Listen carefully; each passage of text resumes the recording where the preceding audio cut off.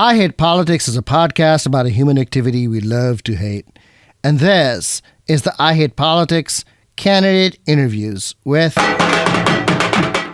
John Zitrauer, Kate Stewart, and Amy Ginsberg for Montgomery County Council, District 4.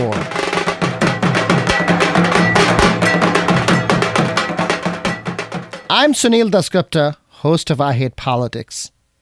If you are new to the show, I Hate Politics is a podcast about our neighborhoods, workplaces, schools and streets, and our local governments as they function in diverse, democratic, and sometimes divided societies. As part of the show, we have conversations with local, state, and sometimes federal candidates. Rather than ask how they stand on a multitude of issues, these conversations try to get to the character of the candidate. In November 2020, Montgomery County voted to increase the number of district seats on the county council from 5 to 7, taking the full council from 9 to 11 members. Together with redistricting that followed the new census numbers, Montgomery County has changed its political landscape yet again. The newly drawn District 4 starts down on the Washington, D.C. border in Tacoma Park and moves north up and past the Capitol Beltway all the way to North Bethesda on Rockville Pike. Previously, Tacoma Park was in District 5 and was represented by County Council member Tom Hucker, who first thought about running for county executive and then left that race to run for one of the 4 at-large seats on the county council. Kensington used to be part of District 1, which is a seat held by Council member Andrew Friedson. This means that the new District 4 is an open seat, one that does not have an incumbent. I spoke with bartender John Zitrauer, Tacoma Park Mayor Kate Stewart, and nonprofit executive Amy Ginsberg. The most notable absence from this list is former Maryland State Delegate from District 18 in Kensington, Al Carr, who added drama when he withdrew from the race for the legislative district and decided to run for County Council District 4 instead at the very last minute. If you're interested in finding out more about what happened, look at the show archives from late April this year. I asked Al Carr to come on the show, but he told me that he would only be available later, after this episode was released. Having 3 long-form interviews makes for a long episode. The advantage is that you get a head-to-head comparison, but if you want to skip around, look in the show notes for the timestamps for each candidate. The interviews appear as I recorded them. Music for this episode comes from Emily Hall, a DC-based singer-songwriter who grew up in Wheaton. May the power of people rise above all the hatred and anger that leads us astray. Oh, I still believe in love today. No war that is fought can never be won. So lay down your weapons and throw out your guns. And don't be confused between what's black or white. Compassion's most powerful when we unite. I believe in love, sweet love. May the power of people rise above all the hatred and anger that leads us astray. Oh, I still believe in love today. John Zitrauer, welcome to I Hate Politics. Thanks for having me.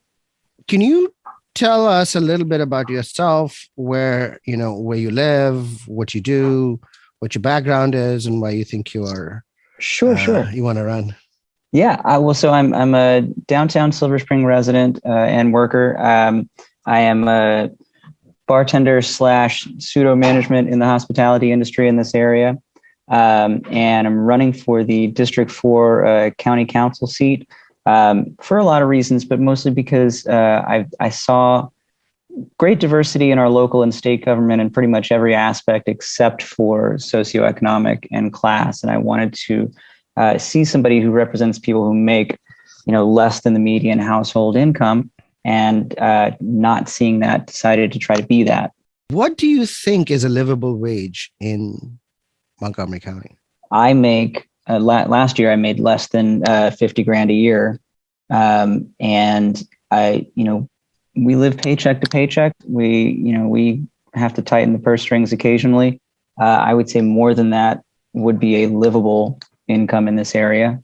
I believe the county government says that for a family of 4 to be able to live comfortably, the amount of money they need to make is $84,000. Yeah, I mean, I can't speak to comfortably, for at least from firsthand experience, but I know to be able to exist takes it at least what I'm making, if not more. A bartender makes a run for electoral office. Sounds like AOC. Sure. I mean, yeah, the one of the things that I've noticed is that people, not just in my industry, but in my income bracket, we don't have time to be as politically active as we may want to because we're trying to pay bills. We're working hourly wages and trying to make ends meet. So the representation of people in this status are not really there. So somebody like AOC is a good example of someone that can, saw the ability to impact change and went for it. How many hours a day do you work? Usually 8, depending on if it's a weekend, sometimes 10. I have worked in other restaurants and bars, 12 plus hour days. And so, getting ready to start a campaign, I had people that were telling me, make sure you're comfortable walking around and being on your feet for long periods of time. And I was like, I don't think you know what I do. Like this is that part of it's going to be okay. Yeah, I think that part is going to be okay. But what the part that's not going to be okay is how are you going to sustain yourself? Oh, I'm still working. So, but you said that, people such as yourself don't have the time to become politically involved, but you are. Yes, and it is draining. A lot of my other interests as far as entertainment have taken a backseat. I've taken this semester off of school. All right. So you asked to talk about safe consumption sites. Can you describe what they are? Sure. So a safe consumption site or a supervised injection facility, they have a lot of different names. That is a place where people who use drugs can come in, have what they bring in tested to make sure that there aren't any surprises like fentanyl in what they bring in. They're able to use the drugs safely in this facility. If they are intravenous drug users, they would get clean needles. They are able to do that under supervision. So if for example, somebody would overdose, and there is someone at the ready who's able to help them. And the benefit there is, when someone ODs, a lot of the time, we're either they die or we call 911. They're taking up hospital beds. They're taking up space in ERs. The majority of the time, these people can be treated and helped without any of that happening, whether there's an immediate need for Narcan or a lot of the times just oxygen. If you use a high dose of heroin, for example, your brainstem doesn't bring in a lot of oxygen at the time, and that's where you can pass out. So a lot of the times people just need an oxygen tank. Also, while you're there, you have access to counselors who can help with treatment. That's an easy way for people to get into recovery programs where they're not scared of being arrested, and you don't have to go through the judicial system to get into recovery. So you have people who can help with treatment. You have people who can educate you on safe ways to use drugs or alternatives. There's HIV prevention programs. A lot of people, aren't just getting HIV from unprotected sex, but from also sharing dirty needles, and that prevents that. So you have a reduction in HIV cases. You have a reduction in overdoses. You have an increase of people able to get into treatment. You have less of a bogged down system in terms of our judicial system, in terms of our hospitals. It's just a net positive for the area. What is the scope of the problem in Montgomery County as opposed to, the Washington, D.C. region as a whole, or perhaps even the country? What have you seen as the scope of the problem? Well, we've seen in the last year an 11% increase in overdoses just in Montgomery County, and a large percentage of that has been fentanyl. Can I ask you what 11% means? 11% from what? The figures that I have are 2020, but we had 2,342 fentanyl overdoses. That is in the state of Maryland. Montgomery County was 102 of those. So, Montgomery County is about a sixth of Maryland, 1/6 in population. And we have maybe 5% of the deaths of the entire state, which is right. Baltimore 2,000. County is a large part of those. Sure. In terms of comparison with other jurisdictions in Maryland, we are doing better already in this respect. We are seeing fewer people die in this area than in some, sure. For me, any preventable overdose is one too many. Sure, that I agree. Okay. How do we compare with Washington, D.C.? So Washington, D.C., this is through August of 2021, had 288 fatal overdoses, and 94% of that was fentanyl. Okay. Do you think that there is anything here where Montgomery County and Washington, D.C. could actually work together in order to be able to, sort of meet this, need in the population? What I would love to see happen is obviously for DC to be able to have their supervised consumption site and one in Montgomery County. And that's something, through partnerships that we can hopefully build.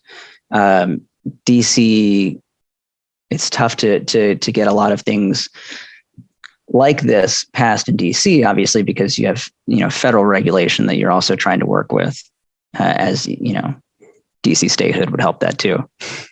Okay. Do you have any sense of what these sites cost? Any data from the New York sites? And New York is the only place in the country right now doing this, right? Correct. They've been in operation for years outside of the U.S. And closely in Canada as well. And the data that they've had from trials in the U.S. were mostly used through unregistered sites being used for trials. They had one starting, I think, in 2014 that was basically an underground site that was traveling so as to avoid people getting arrested. As far as the cost, I don't know the dollar amount, but I do know as far as the public cost, we're reducing people going into the hospitals. We're reducing people going through the judicial system. So that cost has to be taken into account as well. But I would imagine that there'd be a staff here of 5 at least. Sure. And medical, counseling, administrative. Right. People who are trained to administer Narcan, people who are trained to, help people with oxygen, and then counselors as well. You mentioned unregistered sites. Do we have them in Montgomery County?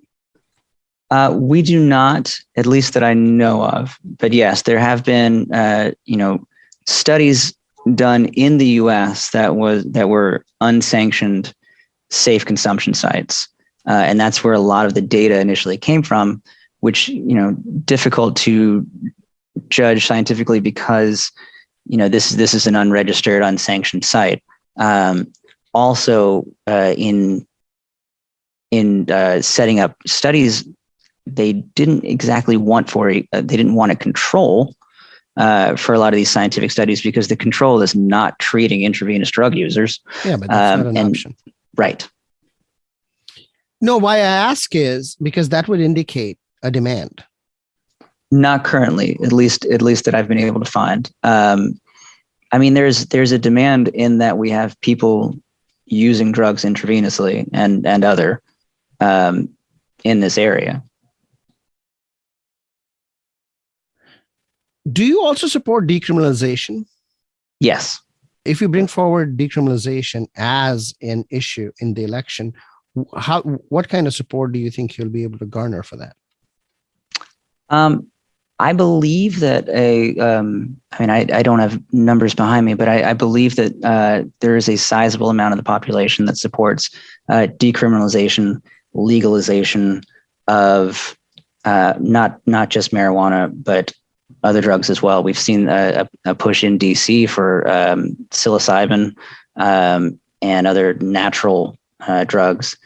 But yes, decriminalization, I think, has a strong support, not just in DC, but elsewhere and in here as well in Montgomery County. Well, the question really is whether people will support decriminalization over, say, fixing schools or roads or economy or something. That's the priority, right? When you're running for an election, you are saying, this is what I will do. And somebody else is saying, oh, I'm going to fix your schools. I don't know what there has to be an either or proposition. Well, I think you're fair to say that. However, that's elections are a choice, right? So somebody supports issue A and somebody supports issue B, right? And then they choose issue A or issue B. It's not like they will get both. Right. We've seen with places that have legalized recreational marijuana that the tax revenue has gone to education. We can support legalization and decriminalization and education and roads. Is there public support for such a thing? My thing as a candidate, I want to put my entire self out, and if accepted, fantastic. If not accepted, that's okay too. I want to pitch the ideas that I'm passionate about and kind of lay myself at the mercy of the voters. So whether something is politically feasible or would poll well, those conversations kind of bore me. It's one thing to take a principled stand and another thing to take an outside position, which frankly is a big hard sell and doesn't lead to electoral victory, which is what you set out to do. I think in not only local but national politics, too often we begin at a compromised position versus beginning with a principled stance. And then if a compromise needs to be made, then adjusting. Okay. From the supply side, heroin is really dried up and most of that is available is only fentanyl. The safe consumption sites would allow somebody to measure that out. There's a lot of different services that these sites can offer. Obviously there's the clean needles, there's the drug checking, and you can use what you bring in at these sites. So if you test for something and it is a lot stronger than what you think you're ingesting, then you take less of it.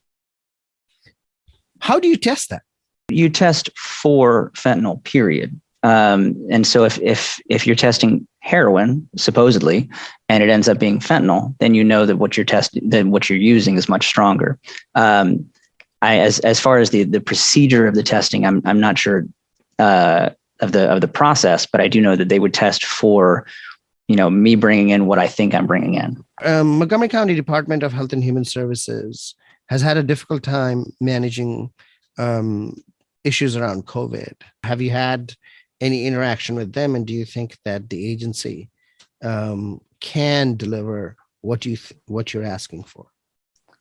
I have not had interactions with the Health and Human Services in this respect yet. What I would like to see happen is less of a weight put onto places like the Department of Health and Human Services, who are already overworking because of COVID.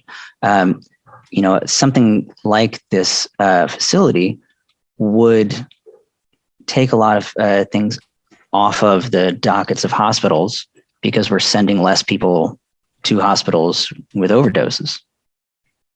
So you are saying that this is going to be run by a nonprofit that, or just this can be run by a nonprofit, correct? Correct, and that's the model that you think is the best. Yes, that would be outside of Health and Human Services. It does not have to be run inside of a hospital. It can be an office building, of which we have numerous empty ones in this area. Is there a nonprofit in your mind that would want to do that?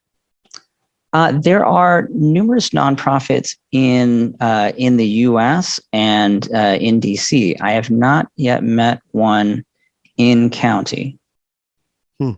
So there isn't anybody ready to take this up? I have not found them yet. Okay. John Zitrauer, good luck in the campaign. Thank you so much. Thanks for the opportunity. I still love you the same when you feel pain. I still love you the same when you push love away. I still love you the same come sunshine or rain. I still love you the same. I still love you the same. I still love. That was Silver Spring bartender John Zitrauer, now running for Montgomery County Council District 4. You can find out more about him at friendsofjohnzitrauer.com, and you can follow him on Twitter at John Zitrauer. Next up is Tacoma Park Mayor Kate Stewart. Heal our voices as we sing. Hear our voices as we sing.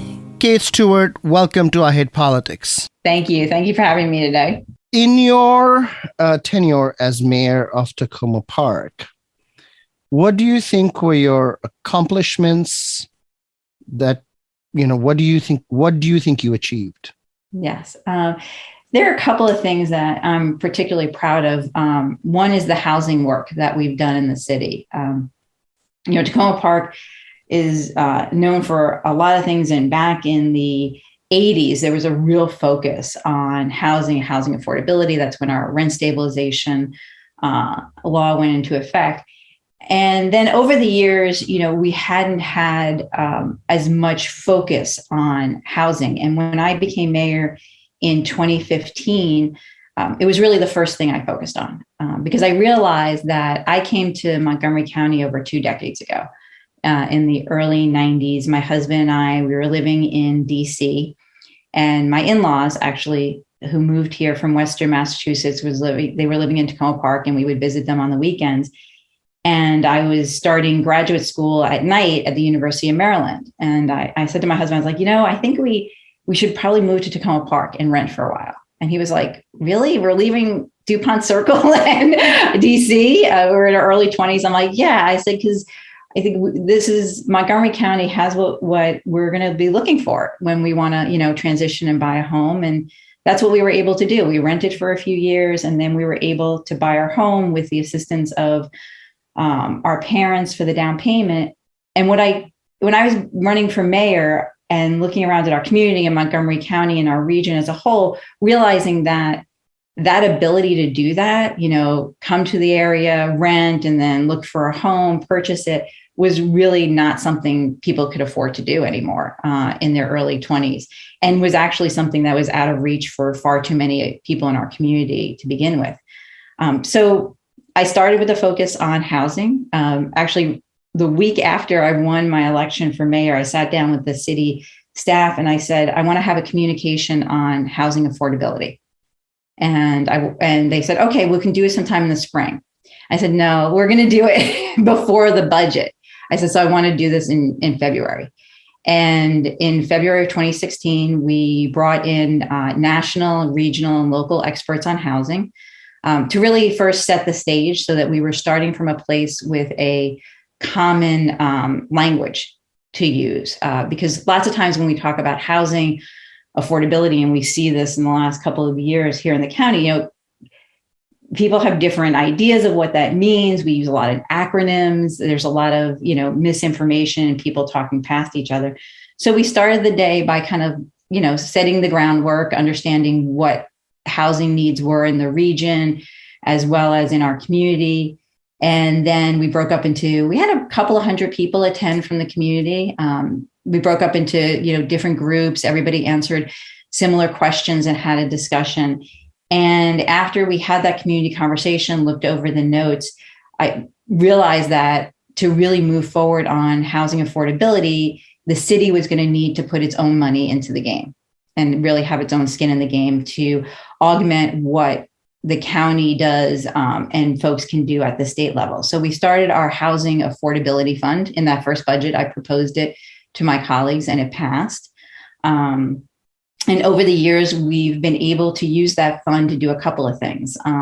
The next year, I proposed a homestretch down payment assistance program that provides up to $10,000 to people who qualify as a first-time home buyer in the community for their down payment. And this really helps people move from renting to home ownership because they can combine that with the county and state down payment assistance programs. And it really looks at trying to get, affordable home ownership. And we've been able to, over the last few years, move about a dozen families from renting to home ownership. And then the other thing that having our own housing affordability reserve fund has done is we've been able to partner with nonprofits like Habitat for Humanity and HIP to do joint projects together. So we have first right of refusal here in the city, where if a rental property is up for sale, first the tenants are able to say whether or not they want to join together and purchase the property, or the city can say, we want to do that. And we're able to do a couple of projects where we've been able to come in and work with nonprofits, purchase a small multifamily or an individual house that was being rented, and turn that into affordable housing and a home ownership opportunity for families. So instead of that being purchased by somebody and torn down and a million or more house built, we're looking at models where we're creating affordable housing in the community. How many houses, how many families have benefited from the programs you just talked about? I think at the moment, we have 3 projects that have been completed. And so how many families would that be? Like 10 families, 5 families? 4, I believe. Okay, 4. So in total, we have 12 families you transitioned from the renting to ownership through one program, and then 4 other families. So in a total of 16 families over a 5-year period. Well, I'm asking because... Yeah, it's probably less than a 5-year period because of when we had the programs up and running. Okay. So I'm asking because, home prices in Tacoma Park are astronomical. Mm-hmm. Tacoma Park home prices don't look anything like they used to even, 5-7 years ago, when you started. Yeah. And, you said you offer $10,000 to sort of as bridge financing for first-time owners and all of that. But $10,000 in Tacoma Park is nothing. Well, I don't know where. Can you afford to buy anything? I'll give you an example. So Justin is and he's fine with me giving his story. He is the manager of Zinnia, the restaurant that recently opened in Silver Spring, had worked at Tacoma Bev, grew up in the area. He was renting in a home, a block outside of Old Town in Tacoma Park. The owner of his it was a single family home, but he was renting out of it, was putting it on the market.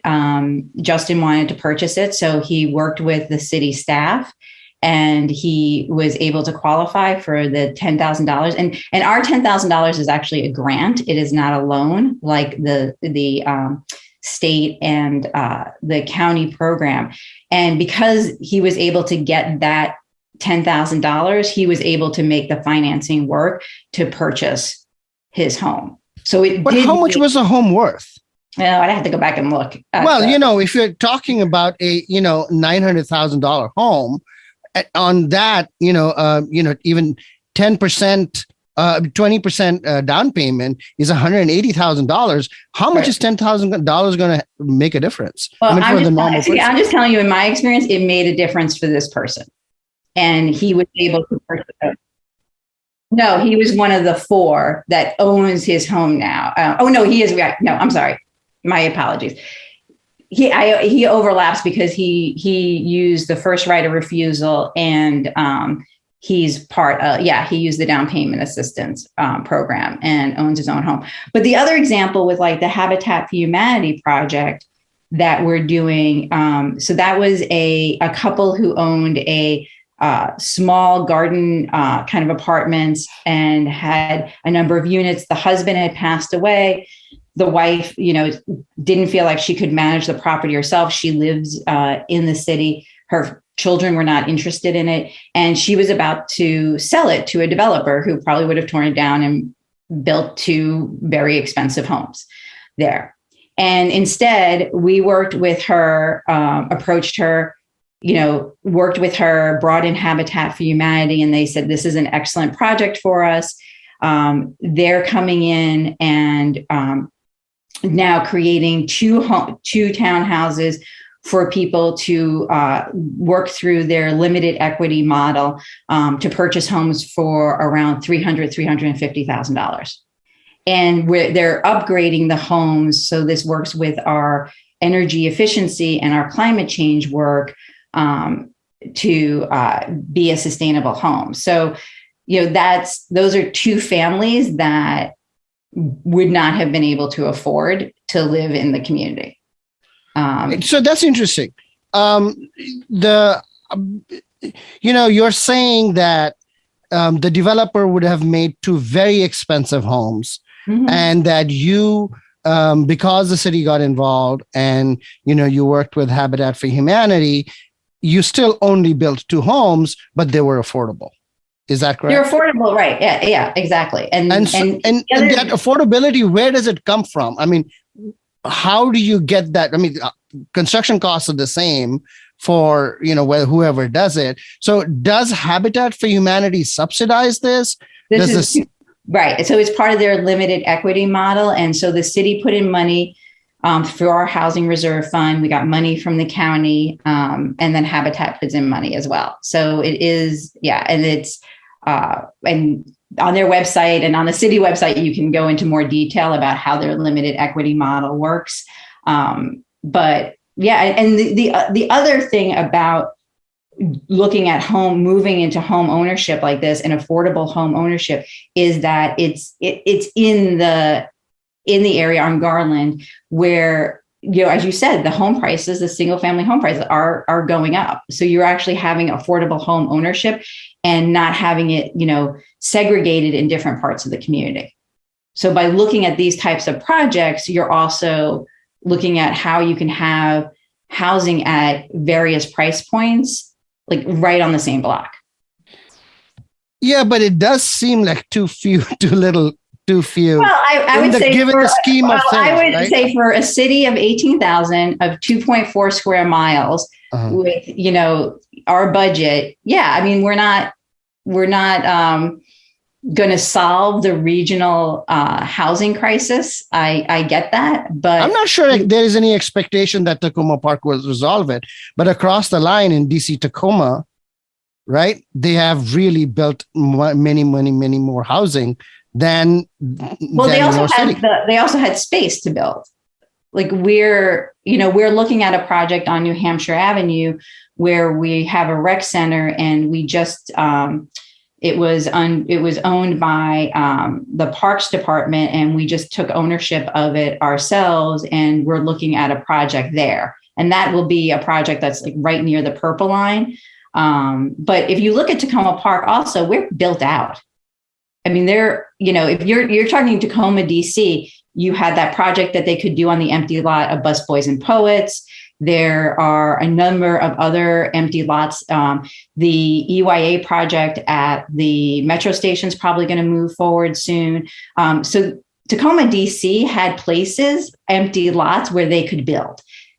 In Tacoma, the city of Tacoma Park, we don't have empty lots where you could say like, okay, we're going to, build housing. What we're looking at is making sure that where there are opportunities like our rec center on New Hampshire Avenue, or where people are selling homes, that we're keeping as much of it as affordable as we can.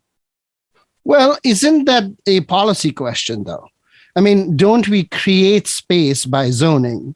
Don't we create? We don't do zoning. Our zoning comes under the county for Tacoma Park.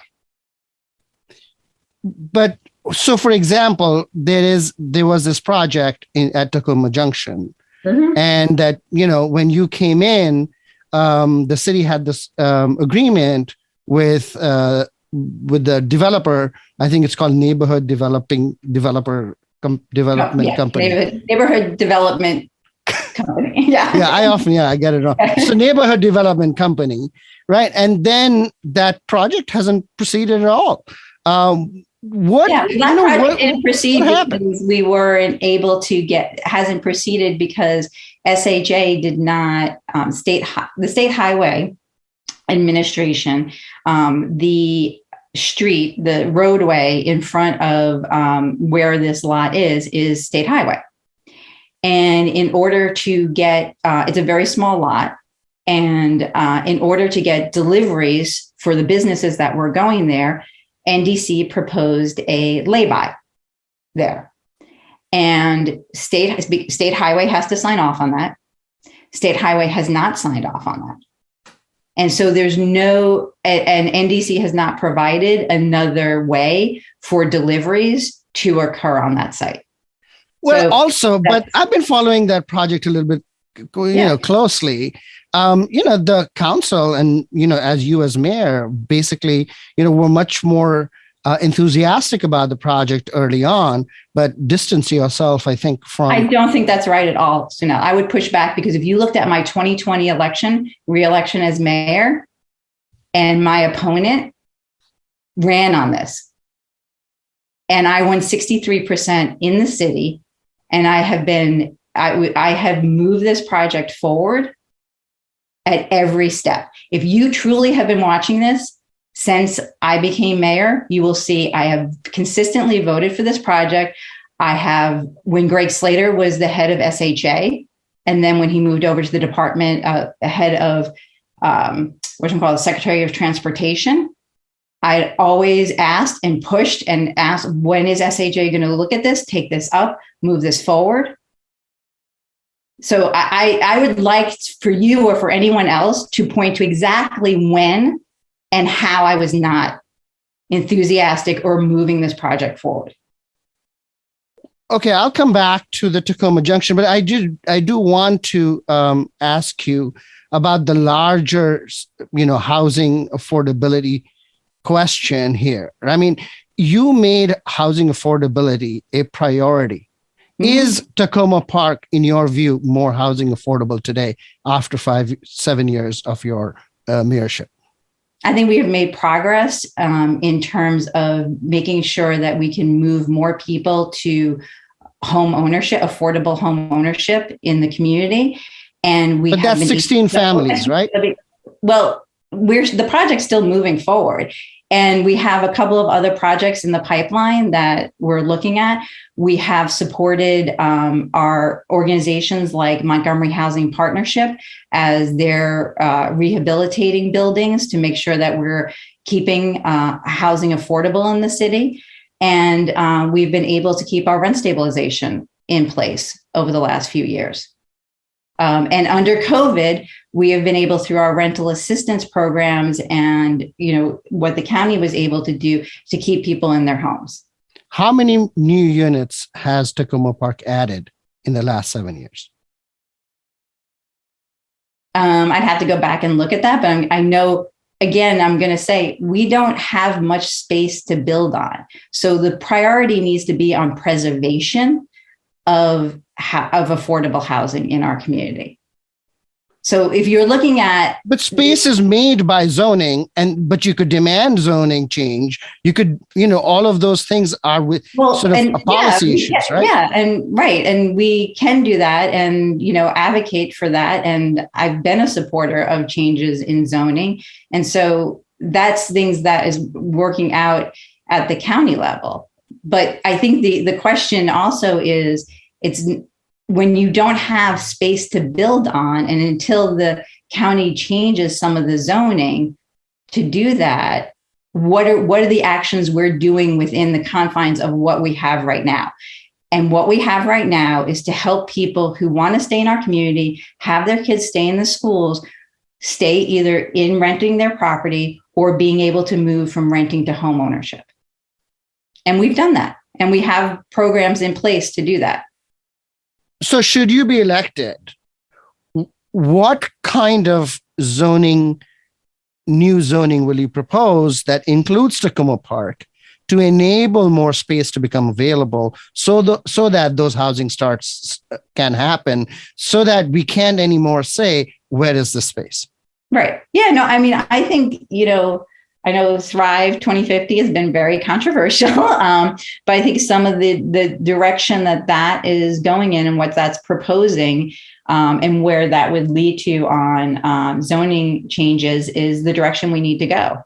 I think Tacoma Park actually already has a lot of duplexes, smaller apartment buildings mixed in. And I think we need to have more flexibility to be able to do that in communities across our county. And all this is sort of, you're going to the county council. Would that make that possible? I hope so. Would you be in support? No, honestly, but I keep asking this question because, right, you're saying as the mayor of Tacoma Park that things are outside your hands in terms of actually being able to, increase housing stock.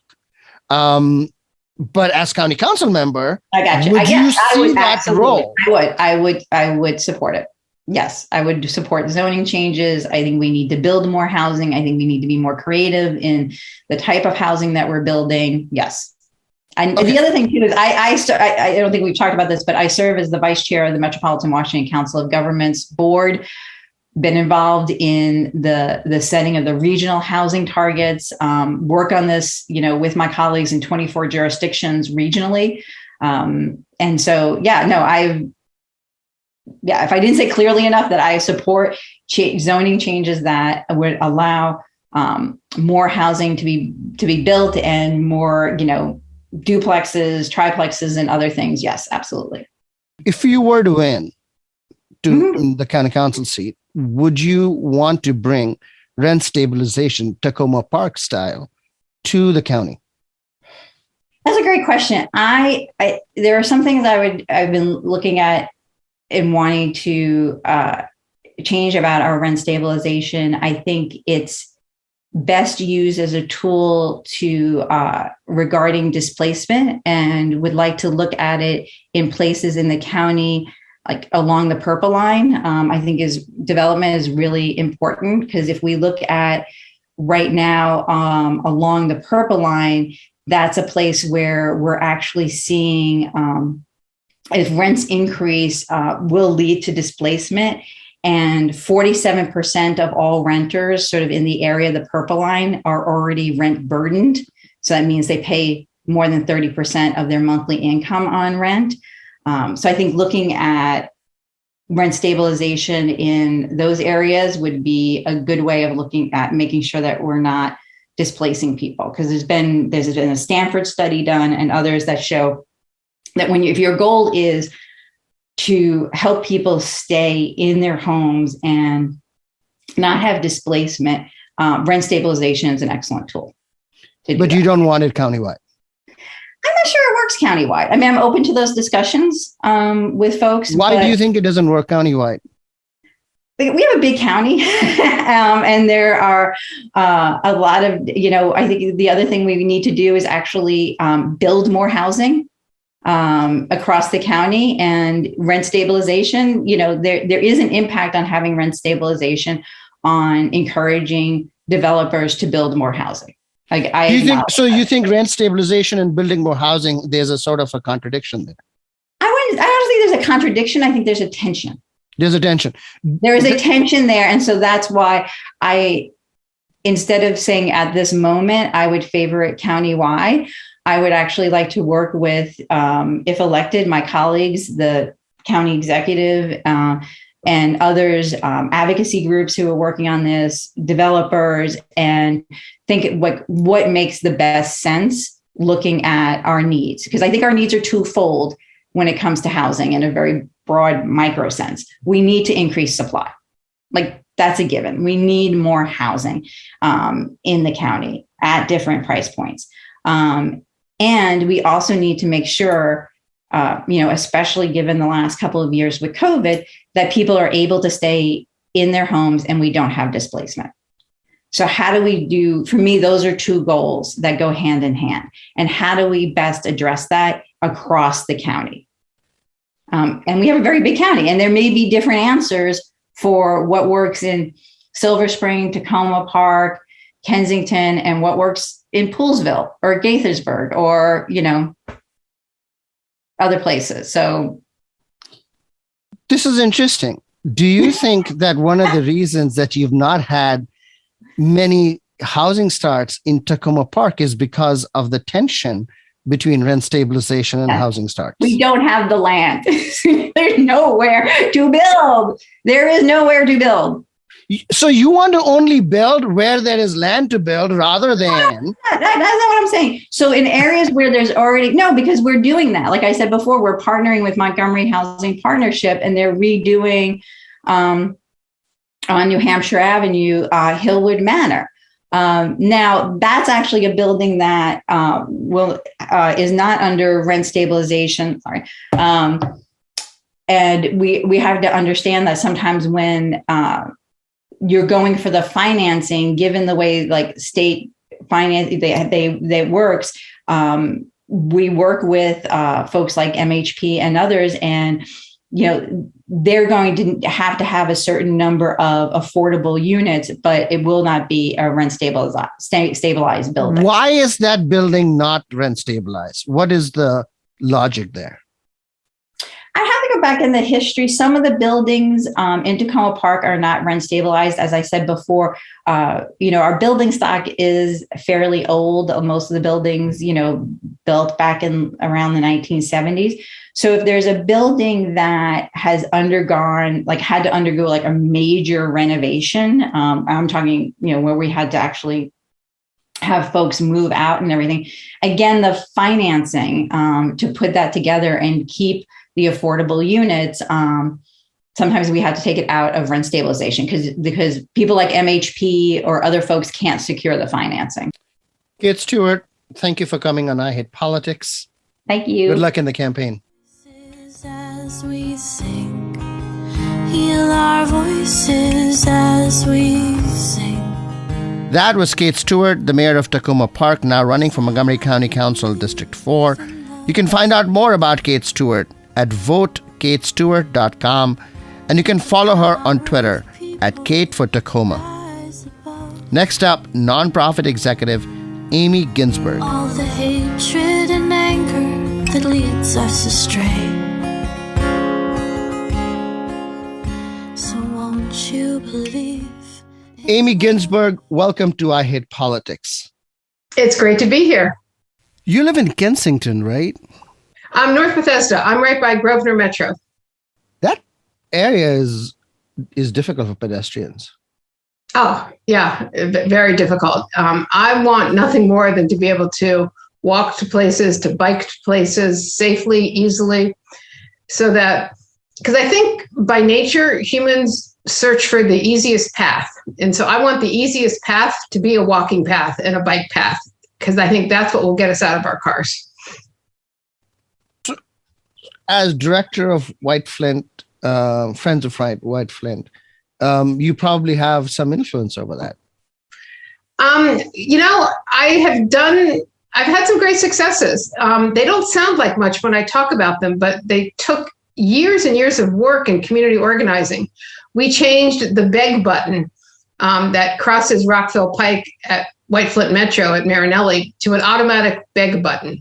So you don't have to push it. It automatically goes to walk. And that took a year of working with SHA.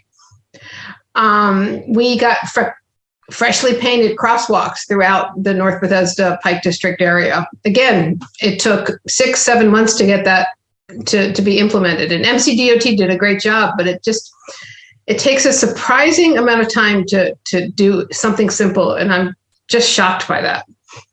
Why do you think that's the case? I think Montgomery County has a culture of, well, let's be very thorough and study everything to the nth degree rather than let's do it. And I kind of liken it to dieting. You know, you can spend months figuring out whether you're going to go on keto or intermittent fasting or Weight Watchers. And you plan and you plan and you plan, but you never actually do. And then finally, one day you just have to say, you know, I'm going to be on that diet. And maybe you only lose 2 pounds instead of 10, but you still lost 2 pounds. And I think Montgomery County has to do the same thing. We just got to say, yes, let's do it. And let's just get it done. And if it isn't perfect, that's okay. It's better than what was before. You have argued that we need a better economic development plan. So can you first define what economic development means to you and how it applies to Montgomery County?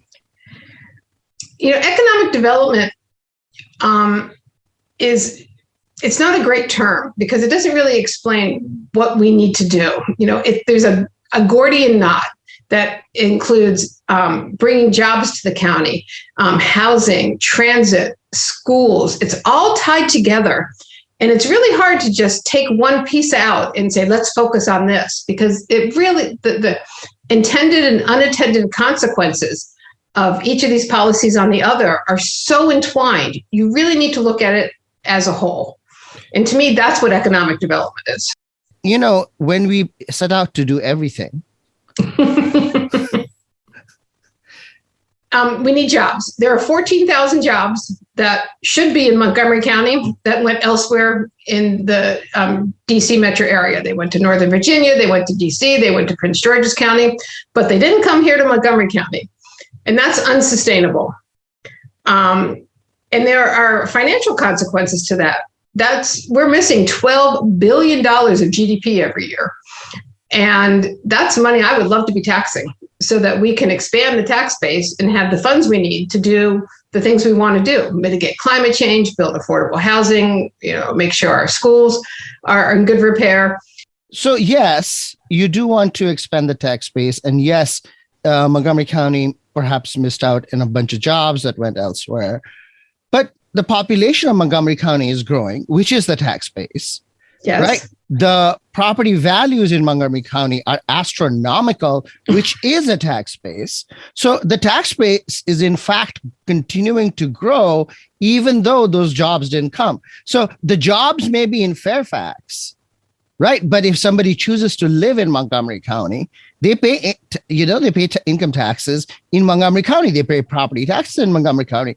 So the whole Washington regional system was meant to be cooperative. But the way that you portrayed that is that it is in fact competitive. I think it is competitive. When Amazon was talking about coming to town, I think the leaders of the DMV, they got together and said, we want Amazon here in our region. They funded Metro. There was really a unifying component to that. That said, the Montgomery County pitch was certainly competing with the Northern Virginia pitch. They ended up winning. They're right by an airport, something that we don't have an airport. But they also did some things that were very smart that we didn't do. So there is a competition because housing alone isn't enough to sustain a community. Just being a bedroom community, it's not enough. You need to have jobs. Are you making the argument that business taxes support public services in Montgomery County, or does the bulk of the revenue come from individual property taxes and individual income taxes? So can you explain that? Because the argument that you need jobs in order to have the tax base is contestable, because if you live in Montgomery County, you're paying income taxes, not in Fairfax where you may work, but in Montgomery County.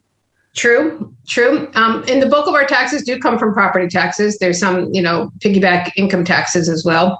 But if we were just a bedroom community, if we didn't have jobs here, the environmental ramifications are terrible. Let's talk about the environmental ramifications separately from the tax ramifications what we were talking about. So explain to me, just from the tax perspective, how it works. And of course, we will talk about the environmental perspective in just a minute. It's not just, that one job, that $100,000 job. Of course, we want that $100,000 job. It's the buildings that house the jobs. It's the coffee shops that people go to at their lunchtime, that then brings more jobs and then helps someone open up their small business. It's the pond in the proverbial pond in the stone. The job is the stone, and then the county is the pond, where you've got all these great ripple effects, where you've got vibrancy, where you've got people who are there to give stores and restaurants their daytime business, because stores and restaurants can't survive with just a nighttime business. So it brings you your vibrant communities.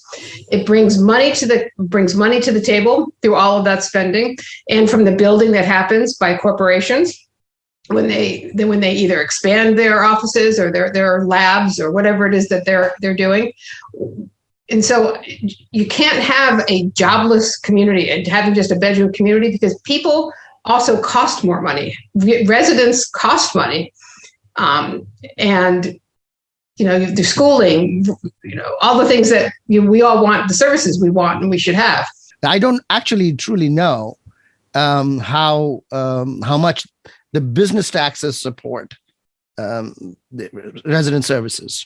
I don't have the numbers, but I really want to look them up.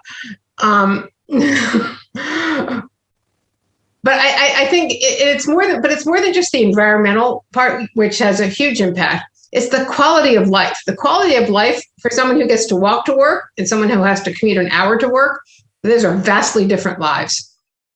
So is your argument mainly an environmental and quality of life argument, or is it really a tax and revenue argument? That's what maybe that's the separation I'm looking for.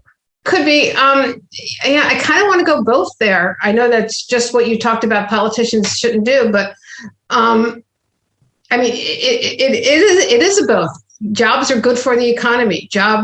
Local jobs are good for our quality of life. Local jobs are good for the environment. There's a great benefit to having jobs here in the county, as opposed to people living here and commuting to jobs elsewhere. You've connected other things. So jobs don't exist in a vacuum. There's housing, transit, and schools. Those are the other things. Connect them, please, for me from the perspective of economic development or jobs. Sure. So if you have great schools, people are going to want to live here, right? And Montgomery County has had a tradition of having great schools. I think recently we've had some lowering in the rankings. I think if you ask 10 people, you'll get 10 different answers about the quality of the schools. It's really hard to judge. The metrics are difficult to decide whether you have good schools or bad schools. Okay, so maybe the question you should address is, why did we have consensus that Montgomery County had good schools earlier, and now we don't have consensus? That's a great question. I think the pandemic has been a big part of that, because it ripped the Band-Aid off. People, they would love their kids' school, they loved their kids' teacher, they were involved in their PTA, but they never really solved the back office And then the pandemic came and they saw the back office. They saw the dysfunction. They saw the chaos. They saw the lack of preparedness. And I'm not just blaming the school system. I think the council and the county executive, who I realize have no legal authority here, still had a moral authority. So I think parents were unhappy with what they were seeing, and they saw the effect of it on their kids. I go to lots of meet and greets, and I knock on lots of doors, and parents are telling me that it's almost impossible now to get into a private school because so many people are applying. The admission rates are plummeting. This is what I've been told. I don't have factual data to back that up, but I think we have, sometimes fact becomes reality and reality becomes fact. I think we've got problems in our schools where I think people believe that MCPS was not prepared to bring kids back to school as well as they should have been. I think teachers aren't feeling supported. Students are having mental health crises that we aren't seeming to be able to address. And I think, you've got lots of little things that are just creating this feeling that, the schools aren't what they used to be. County council and the county government does not have governance authority over the school system, but has moral authority, right? And I agree with you. How would you exercise that moral authority to get to solve the kind of problems you're looking at? I think, the pandemic is a great real world example. If I had been on the council, if I'd been county executive, although I have absolutely no desire to be county executive, I want to make that really clear.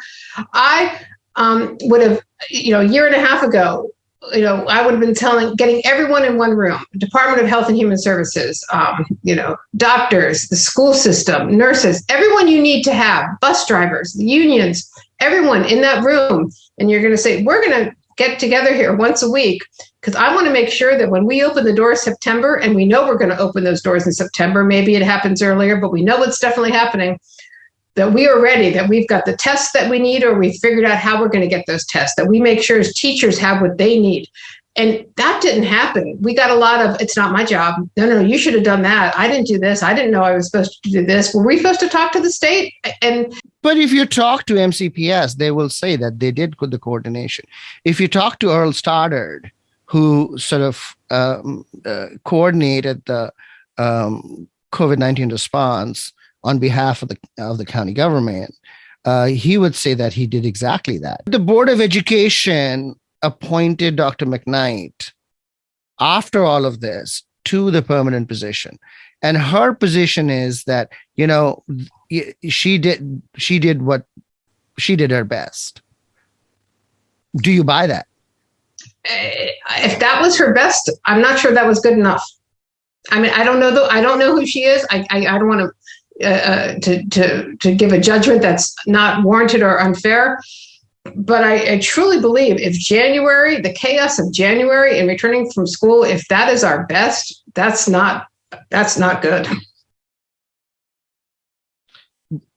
But what can the county council do then? County council's got a bully pulpit and they've got power of the purse. I realize that they're difficult tools to wield. I do. I'm not naive about that. But the bully pulpit is a very effective way to sometimes get things done when you don't have, as you say, governmental authority. Look at how the bully pulpit worked, right? Tom Hucker, as council president, held a meeting, right, where thousands joined. And there was this feeling that, MCPS had not done right. It was clear. But following that, what happened is pastors from Montgomery County, from African-American churches, wrote an open letter to the Board of Education saying that, Hucker and others who were critical of MCPS and Dr. McKnight at that time were bringing down a person of color. So the bully pulpit that you speak is not easy to wield. No, absolutely true. And we're in a very diverse County in a very contentious world. And I think that makes life harder for politicians, for elected officials, for everybody. But that doesn't mean you shouldn't do what's right. Okay, with respect to housing, there you have much greater control rather than schools. Yes. And so what do you think is the problem in our housing system right now? We have not built enough housing for 30 years. This is not a new problem. 32% of Montgomery County residents are rent burdened. And by 2040, there's going to be 63,000 new households. They're coming. And they're coming whether we build housing or not. In 2000, just to give you a sense of how much things have changed, because I know people think we're building all over the place. I see buildings in Bethesda and Silver Spring. We're building everywhere. I see the tear downs in my neighborhood. But that's not the building. The reality is in 2000, there were 5,000 permits for housing. In 2018, before the pandemic, and 2020, the first part of the pandemic, there were 1,500 permits. A huge decrease, 1,500 permits each year. So we are not building enough housing. And right now, only 1/3 of our land is it's zoned for single family, but only 15% of Montgomery County land can be developed. We've got the ag reserve, we've got homes already built, we've got, multifamily, we've got schools, we have, things that are being used with our land. So it's a math problem. And we need to build more housing and we need to build denser housing. Okay, let me pick up on something you said. Housing prices are so high. There are no jobs. The schools are in relative decline from the past. Why are 63,000 households coming here? Yeah, it's a great question. I don't know why. I think they should, but I those are the statistics I've gotten from the planning board and other places that they're coming. Sure, they're coming. I'm not disputing that, but does that indicate that in fact there may be jobs, that there may be housing, that the schools haven't declined as much? Part of some of what you hear is hyperbole, but I also think what we're talking about, these are real issues, and just because there's 63,000 households coming by 2040, that's over 20 years. That doesn't mean that right now we don't have enough housing. That we have not built enough housing. We continue not to build enough housing. I mean, imagine that instead of having to move to a condo, for those people who don't want to move to a condo, nothing wrong with condos, but they really want to stay in their neighborhood. So instead of having to move out of their neighborhood, they get to move next door into a duplex where maybe they're on the bottom floor and their kids are on the top floor, or they're on one floor and someone else is on the top floor. Now they have someone to share all the duties with. They get to stay in their neighborhood where their social life is and their supports and their friends are. And that house that's next door, that duplex, will look exactly like any other house in that neighborhood. It just has more. It just has 2 apartments in there, two homes. I take from your answer that you want zoning change. I think zoning change is definitely one step. It's one part of the solution, not the only solution, but certainly a part of it. Would you allow multifamily by right to be built? I would allow duplexes by right. I think probably triplexes, probably not more than that. But the important thing is you also have to have the infrastructure keep up with it. If you're going to allow duplexes, you're increasing the number of people in a neighborhood. So you have to make sure the stormwater management, the schools, the roads, the transit, all the things that we need to keep life at a good quality are also there. You can't I think too often Montgomery County says, yeah, come on, we'll zone it, you build it, it'll be great, we'll do all these things. But then Montgomery County doesn't do all those things. Do you want duplexes and triplexes by right across the county or in specific areas such as near transit as proposed in the new general plan? I would start with along the corridors. I think ideally it would go countywide and I know people are afraid. I get it, right? Single family homeowners are nervous. You're messing with their house. They work 2 jobs to pay the mortgage. They've got all these memories tied up in the house. And I get that the fear is real, and I'm not trying to minimize that.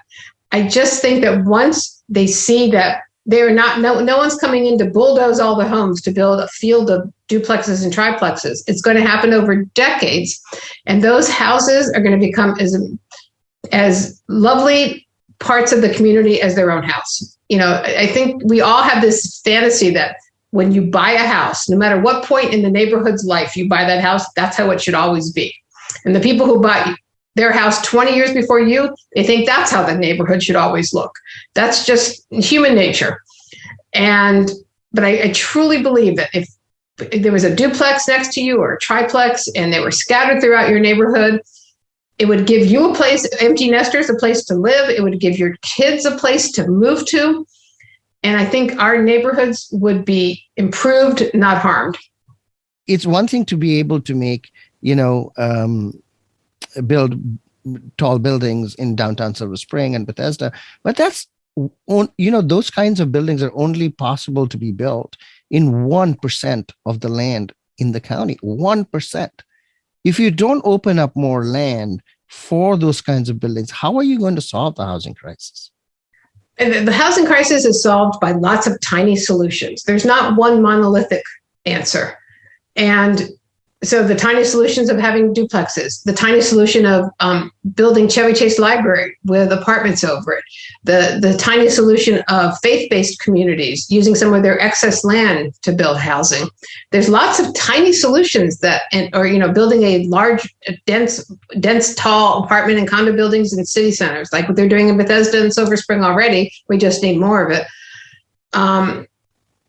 They all combine to start really they make a dent. And the housing by its very nature it's slow to change. There were slow adjustments to the market just because you're not building a widget, you're building a big house. And if you're doing a large project, these are $500 million projects.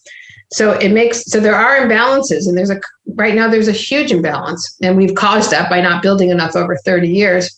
So it's going to take us some time to get out of it, but we need to start working to get out of it, because if we don't ever start, we'll never get to the finish. Let's talk about transit, which is, I think, connected to this as well. What is the balance between highways and transit that you see? We need both.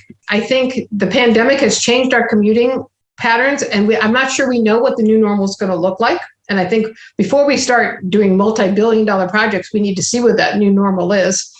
As people are going into the office 3 times a week, they're doing these part-time hybrid things.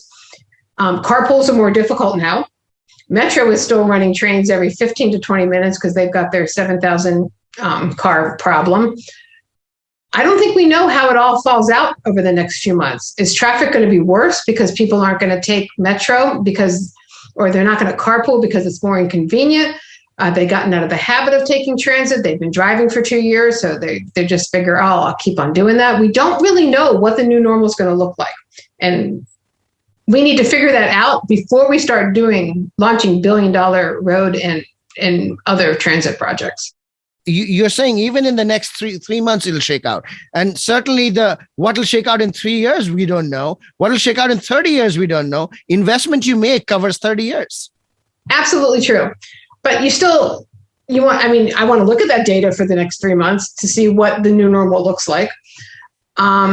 We have reams of data that show what makes people take transit, what makes people not take transit. Reliability is a big part of that. Ease of use is a big part of it. So I think data is certainly part of it. And there's also what you want the world to look like in 30 years. That's right. It's a choice issue, right? If you give more choice and say roads and transit, then, people are going to make choice. But if you say our future looks like transit or our future looks like roads, and you invest in that, then people are going to do that, right? So you will have part of governance is narrowing options as much as expanding. Absolutely. I think actually that's a great phrase. I think a big part of governance is narrowing options until you get to the one that works best for the county. You're absolutely right. Because when you're not in governance, you can look at all the options and pick whatever fantasy one you want, right? It doesn't matter. But when you're actually, sitting in that office, the council office, you've got to pick the one. You only get to pick one. But I think for transit, the most important thing we need to do is make sure our transit is reliable, fast, and cost efficient. For example, we need to ask the right questions. For BRT on Route 355, I think is a perfect example for this, bus rapid transit. We've been studying BRT on the part of Route 355 south of Rockville for 15 years, literally 15 years, tens of millions of dollars. And the questions they were asking during the public input process was, should we build center lane or curb lane BRT? Well, last time I checked, most people aren't engineers, and they shouldn't be deciding if it's center lane BRT or curb BRT. But what they should have been asking is, what is the best way to get you up and down Rockville Pike? What would it take? What do you need? Where do you go? Amy Ginsberg, thank you for coming on I Hate Politics. Good luck in the campaign. Thank you. It was great talking with you.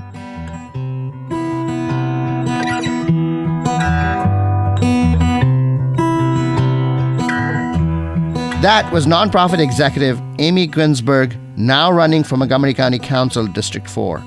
You can find out more about her at amyginsberg.com, and you can follow her on Twitter at Amy_Ginsberg. That's all for this episode. Music for this episode comes from DC-based singer-songwriter Emily Hall. I hope you'll listen, like, and share the show as we bring you stories about politics close to you and to your home. See you next time. And I've witnessed deep suffering, felt so numb, I just want to stand still.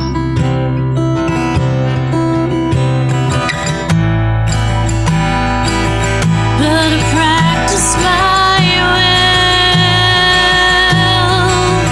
let it move, just let it move on through. In the power of expression, we find the connection to live our truth.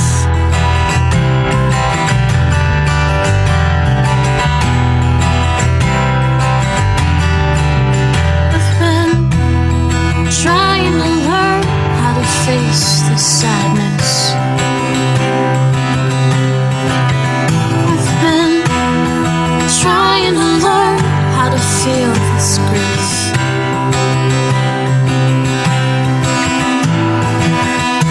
From moments of love to moments of loneliness, I surrender in gratitude for being